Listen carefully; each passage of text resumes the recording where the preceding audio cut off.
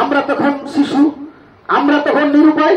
আমি আমার মায়ের দয়ায় মায়ায় আল্লাহর রহমতে মায়ের পেট থেকে পৃথিবীর মুখে খুব ছোট্ট করে বলবো, সময় কিন্তু পার হয়ে গেছে, কিছু মনে করবেন না, 2 মিনিট। তো ওখান থেকে আল্লাহ মায়ের পেটে নিয়ে আসলেন। মায়ের দয়ায় মায়ে আমরা 9 মাস 10 দিন বা 10 মাস 10 দিন পেটে থাকলাম, পৃথিবীতে আসলাম। এই পৃথিবীতে আসার পরেও 3-4 বছর আমাদের কিছু করণীয় ছিল না, আমরা আমার মায়ের দয়ায় বেঁচেছিলাম। কবি বলেন শিশুকালে নিষদিন, শিশুকালে নিষদিন ধুক ধুক মুখ, পিপাসাই পলে পলে শুকাইত মুখ। শিশুকালে নিষদিন ধুক ধুক মুখ, পিপাসাই পলে পলে শুকাইত মুখ। খোদার করুণা দানে সদা সদা সাবধানে মা আমার বাঁচাইলেন বুকেরই সুধাই। মাছিটি বসিলে গাই কাতর হয়েছি তাই, মাছিটি বসিলে গাই কাতর হয়েছি তাই, মা আমার তাড়াইলেন কত মমতাই। এই মায়ের দয়ায় মায়ে আমরা বড় হওয়ার পরে এই জগৎটার নাম হচ্ছে আলামে দুনিয়া। এই জগতে আমরা ক্ষমতা পেয়েছি, এই জগতে আমরা স্বাধীনতা পেয়েছি। এই জগৎই অলৌকিক জগতের এই যে কর্মাবলী আমাদের পরলৌকিক জগতের সেটা ফলশ্রুতি হবে। এরপরে যে জগৎটায় যাব সে জগতের নাম হচ্ছে আলামে বারজাখ, অর্থাৎ কবরের জগৎ। এই জগতে আমাদের ক্ষমতা কিছু থাকবে না। ক্ষমতা যত এই জগতে, এই পার্থিব জামানায় 40 বছর 50 বছর 60 বছর 70 বছর 80 বছর সময় পেয়েছি, কেউ একদিন পেয়েছে, কেউ 100 বছর পেয়েছে। এই সময়টুকুই তোমার আমার বাহাদুরি, এই সময়টুকুই তোমার আমার ক্ষমতা, এই সময়টুকুই তোমার আমার ইবাদতের জায়গা। এরপরেও ইবাদত করা আর লাগবে না, ওই কবরে গিয়ে ইবাদত করা লাগবে না। জমি জায়গা কেনা বেচা চলবে না, ব্যবসা বাণিজ্য চলবে না, চাষাবাদ চলবে না, চাকরি বাকরি চলবে না, স্ত্রী পুত্র তোমার কাছে থাকবে না। ওই জগৎটা এমন একটা কঠোর জগৎ, সেটা হচ্ছে 3.5 হাত কবরের জগৎ। এটা হচ্ছে আলামে বারজাখের জগৎ। নাম্বার 5, সেটা শেষ জগৎ, সেটা হচ্ছে আলামে আখিরাত, কিয়ামতের পরের যে জগৎটা, জান্নাত অথবা জাহান্নাম। ইযা জুলজিলাতিল আরজু জিলজালাহা ওয়া আখরাজাতিল আরজু আসফালাহা ওয়া ক্বালাল ইনসানু মা লাহা ইয়াওমাইযিন তুহাদ্দিসু আখবারাহা।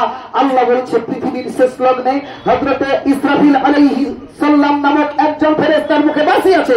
আমি আল্লাহ তাকে হুকুম দেব, বাঁশি বাজাবে, ভূমিকম্প শুরু হবে। ইযা জুলজিলাতিল আরজু জিলজালাহা, পৃথিবীটা কাঁপবে, ভূমিকম্প হয়ে যাবে।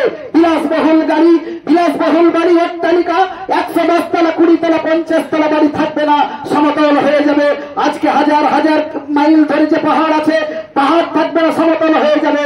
এই যে আজকে শুধু পৃথিবীতে 3 ভাগ পানি আছে, আটলান্টিক মহাসাগর থেকে শুরু করে, ভারত মহাসাগর থেকে শুরু করে, আরব মহাসাগর থেকে শুরু করে যত পানি আছে কিছু থাকবে না, সব সমতল হয়ে যাবে। আর হয়ে যাওয়ার পরে মানুষ দ্বিতীয় আল্লাহ ফুঁক দেবেন, ওই ইসরাফিল আলাইহিস সালাম।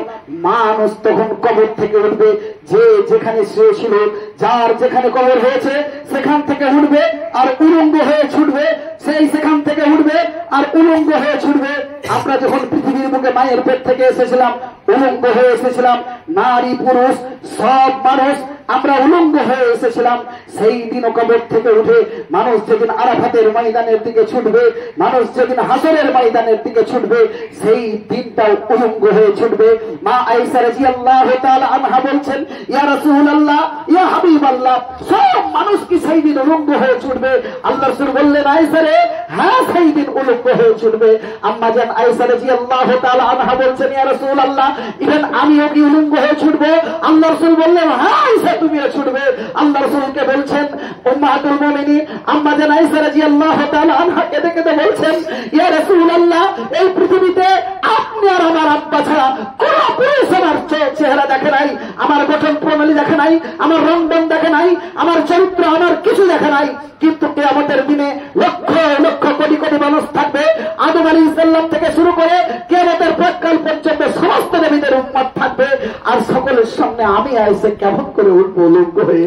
সেই দিন কি আমার দিকে সবাই তাকাবে না? আর আমাকে কি লজ্জা লাগবে না, শরম লাগবে না?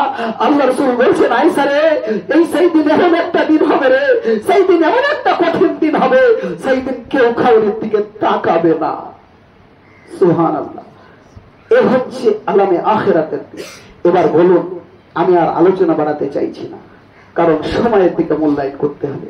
তো আমরা এই পৃথিবীতে ক্ষণস্থায়ী জীবন কতটুকু আমরা কাজ করলাম, কতটুকু আল্লাহকে সন্তুষ্ট করতে পেরেছি, এ নিয়ে আপনাকে আমাকে অনুশোচনা করতে হবে। রাতে আঁধারে কাঁদতে হবে। আল্লাহ বলছে, তুমি পাপ করেছো, গুনাহ করেছো গোপনে কাঁদো, আমি আল্লাহ ক্ষমা করব। সময় লাগতে পারে, তাই তো সময় লাগতে পারে। একটা লোক নামাজ, এক ওয়াক্ত নামাজ না পড়ে জান্নাতে যেতে পারে বলে এটা কি হয়? কি দেখেন না, আল্লাহর নবীর স্ত্রী, একজন স্ত্রী আম্মা জান আমাদের, তিনি নামাজ না পড়েই জান্নাতে গিয়েছেন, জান্নাতের শুভ সংবাদ পেয়েছেন। বলবেন কে? জানানি তো? হ্যাঁ, তিনি হচ্ছেন আল্লাহ রাসূলের প্রথম স্ত্রী আম্মা জান মা খাদিজাতুল কুবরা রাদিয়াল্লাহু তাআলা। নামাজ একদিনও পড়েন নাই। বলবেন কেন পড়েন নাই? কারণ তখন নামাজ ফরজই হয় নাই, আল্লাহ রাসূলের উপরে নামাজ ফরজ হয় নাই, পড়বে কেমন করে? তাহলে সেই লোকটা জান্নাতে যাবে, কিন্তু আপনাকে আপনার বিবেকের মণিকুঠায় প্রশ্ন করে দেখতে হবে, আমার রাতের আঁধারে দিনের আলোকে আমি কি এটা ভুল করছি না সঠিক করছি? কিন্তু বিবেক আপনার বলে দেয় যে না রে তুই ভুল করছি, ওটা ভুল। বিবেক যদি বলে দেয় তুই সঠিক করছি, এটা সঠিক। এই বিবেকের কাছে প্রশ্ন করে আপনি আমি দুনিয়ার বুকে বিচরণ করব। আল্লাহর কাছে মহান মনিবের দরবারে এটা দোয়া করি, আল্লাহ তুমি আমাদেরকে পৃথিবীর বুকে নেক আমল করার তৌফিক দান করুন, বলুন আমিন। আল্লাহ তুমি আমাদেরকে সৎ আমলের সহিত আমাদেরকে